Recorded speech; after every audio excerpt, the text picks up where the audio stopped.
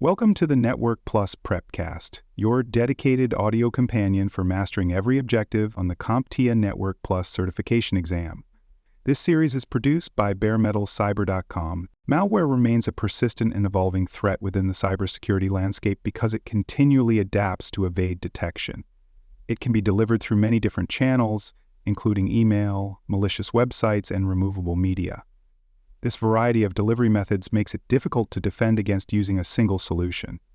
Malware affects both end users and critical infrastructure, meaning its impact can be felt at every level of an organization.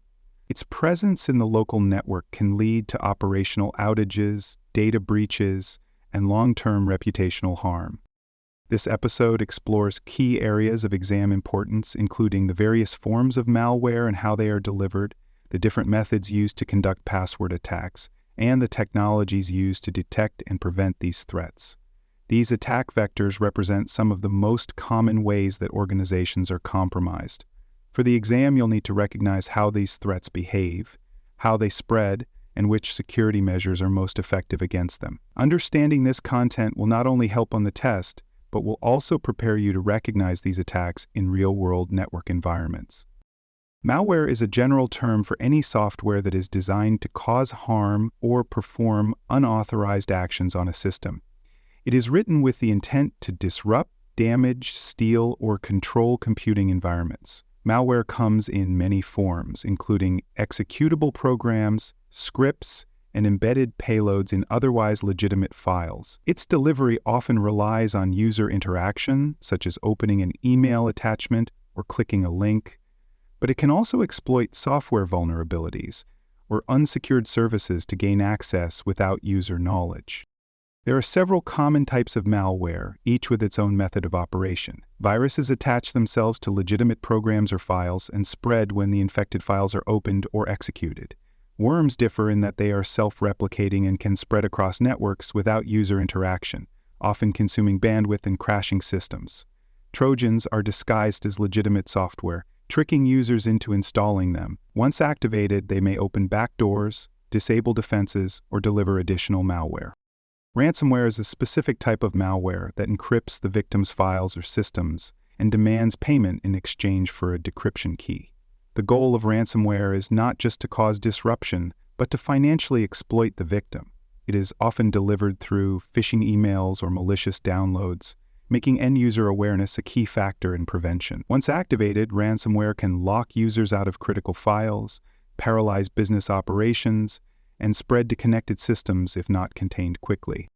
The impact of a ransomware attack can be catastrophic. Victims often face data loss, extended service outages, and the need for full system restorations. These attacks also cause reputational harm, especially if customer or internal data is compromised. Financially, organizations may suffer from extortion payments, recovery costs, and regulatory penalties. In some cases, the only recovery option is to rebuild the entire affected environment, which adds time and complexity to incident response efforts. Detecting malware infections requires a combination of human observation and automated monitoring. Early signs might include slow system performance, crashes, or unexpected behavior. More technical indicators include connections to suspicious IP addresses or unexplained data transfers. Tools like antivirus software and endpoint detection and response platforms help identify these patterns and alert security teams to possible compromise. Quick detection reduces the chance of widespread infection and improves containment response. Two common methods of malware detection are signature-based and behavior-based techniques. Signature-based detection relies on known patterns of malicious code, scanning for exact matches to previously identified threats. This method is fast and effective against known malware, but fails when dealing with new or modified threats. Behavior-based detection watches how programs behave on the system. If a file starts encrypting user directories or initiating strange network connections, it can trigger alerts, even if no known signature is matched. Most organizations use both methods to cover a broader range of threats. Password attacks attempt to gain unauthorized access to systems by stealing or cracking user credentials. These attacks can involve brute force attempts where every possible password is tried, or more targeted strategies using stolen password lists. Password attacks typically occur on login pages, remote desktop portals, or other authentication entry points. Once successful, they can give the attacker full access to a system or allow further lateral movement within the network. There are multiple types of password attacks that may appear on the exam. Brute force attacks try every possible character combination, which is time-consuming but can succeed if no protections are in place. Dictionary attacks use a list of common or previously breached passwords, significantly speeding up the guessing process. Credential stuffing is when attackers take leaked usernames and passwords from previous breaches and try them across multiple services, banking on the fact that many users reuse their credentials. Social engineering is often used in conjunction with password theft. In these scenarios, the attacker tricks the user into voluntarily giving up their credentials. Phishing emails that mimic trusted contacts or urgent requests are common examples. Pretexting, where an attacker pretends to be someone with authority or familiarity, can also be effective. These methods work by exploiting human trust and bypassing technical defenses altogether. Awareness training is one of the few ways to reduce the success rate of these attacks. For more cyber content and books, please check out cyberauthor.me. Also, there are other podcasts on cybersecurity and more at baremetalcyber.com. Password policies are one of the most basic and effective defenses against password attacks. Strong policies require users to create complex passwords that combine uppercase letters, lowercase letters, numbers, and symbols. Regular password rotation helps limit the effectiveness of stolen credentials over time. Account lockout features can block access after a certain number of failed attempts, reducing the viability of brute force and dictionary attacks.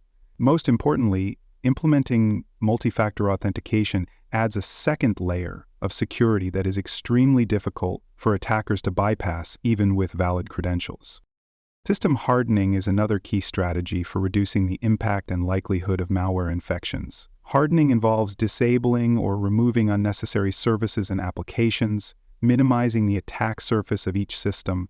Regular patching ensures that known vulnerabilities are addressed before they can be exploited. User permissions should be limited to the minimum required for each role, following the principle of least privilege. This prevents malware from gaining elevated access through compromised accounts. Email filtering and sandboxing provide essential protection against the delivery of malware through user inboxes. Email filters can block or quarantine attachments and links that are commonly used to spread malicious code.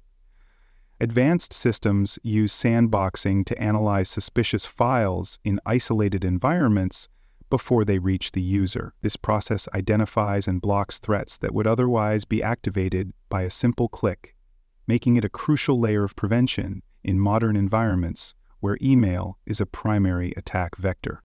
Backup and recovery planning is vital for organizations that want to survive a ransomware attack without paying the ransom.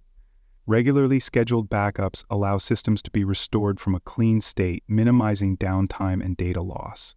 Frequent snapshot backups provide restoration points that reflect recent data states, which is especially useful in rapidly changing environments. Recovery procedures should be tested regularly to ensure that backups can be restored quickly and completely when needed. Antivirus and endpoint detection tools help defend systems against both known and unknown threats.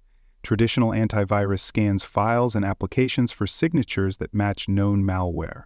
More advanced endpoint detection platforms monitor system behavior in real time, looking for unusual activity such as mass file encryption or unauthorized network connections. When a threat is detected, these tools can isolate the affected device to prevent the spread of malware to other parts of the network. Network segmentation is one of the most powerful methods for containing malware once it enters a system. By separating the network into smaller segments using virtual LANs and firewall rules, administrators can prevent threats from spreading across the entire environment. Critical systems can be placed in isolated zones with stricter access controls. Even if malware infects one part of the network, segmentation ensures that other systems remain protected, reducing the scope of impact. The certification exam will test your ability to recognize various types of malware and password-based attacks. You may be asked to identify symptoms such as slow performance, strange network activity, or failed login attempts. Matching the correct mitigation technique to a specific attack type is also a common task, for example, linking dictionary attacks with account lockout policies or mapping ransomware to backup strategies. Understanding how these threats operate and how defenses work together will be essential for answering exam questions correctly. Malware and password threats are delivered through a wide range of methods, making them difficult to defend against without a layered strategy. These attacks can cripple entire environments by stealing credentials, locking systems, or spreading rapidly across the network. Technical controls like antivirus, segmentation, and email filtering must be paired with strong policies, user training, and incident response planning. Together, these measures form a comprehensive defense against some of the most dangerous and persistent threats in cybersecurity. Knowing the different forms of malware, recognizing the symptoms of infection, and understanding how password-based attacks are performed will help you succeed on the certification exam. Defending against these threats requires a combination of good credential management, strong authentication, and system-level protections. These are not just test topics. They are real-world fundamentals that every network professional must be prepared to implement and support in their daily role. Thank you for listening to this episode of the Network Plus Prepcast, your trusted audio guide to the CompTIA Network Plus certification. This episode was produced by baremetalcyber.com. For more cybersecurity podcasts, books, and resources, visit baremetalcyber.com. Thanks for joining us for this episode of the Bare Metal Cybersecurity Plus podcast. For more episodes, tools, and study support, visit us at baremetalcyber.com. And before you take the test, make sure to check out the practice questions in the book Achieve CompTIA Security Plus SY0-701 Exam Success by Dr. Jason Edwards. They cover every domain and are a powerful way to lock in your knowledge.